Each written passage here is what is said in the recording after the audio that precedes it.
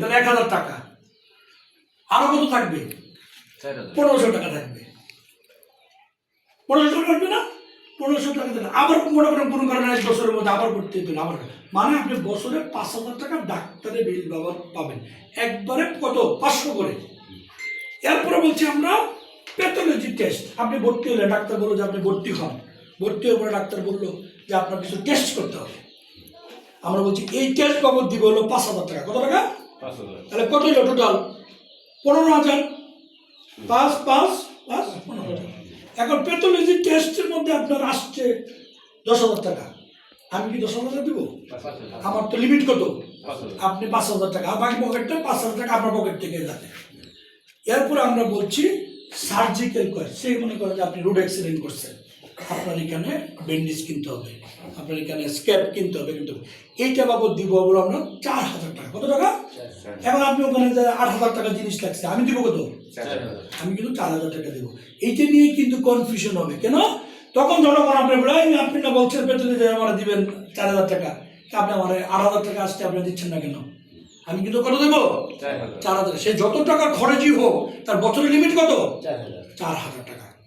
আর আমি মেডিসিন ক্রয় বাবদ দিব কত?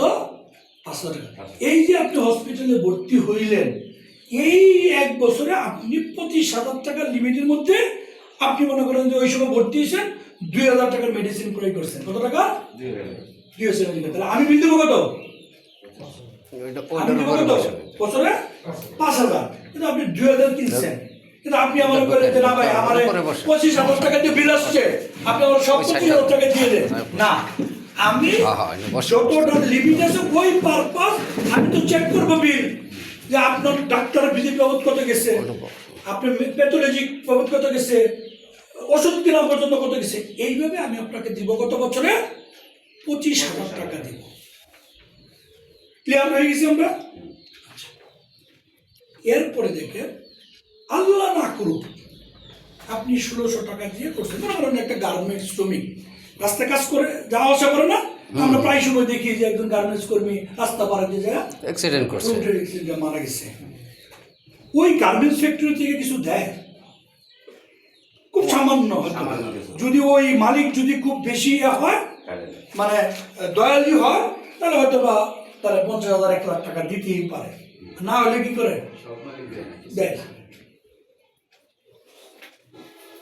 আমরা বলছি এই কার্ড হোল্ডার যদি কোনো কারণে আল্লাহ না করো কোনো কারণে মারা যায়, তাহলে তার যে নমিনি আমরা করি না, যে আমরা এক ব্যাংকের অ্যাকাউন্ট খুলি, খোলার পরে নমিনি দেই যে আমার অনুপস্থিতিতে কে পাবে,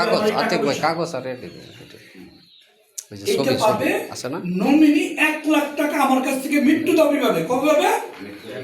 তাহলে 1600 টাকা দিয়ে আপনি 1 বছরের আপনার সুরক্ষা পালেন কত? 1,25,000 টাকা।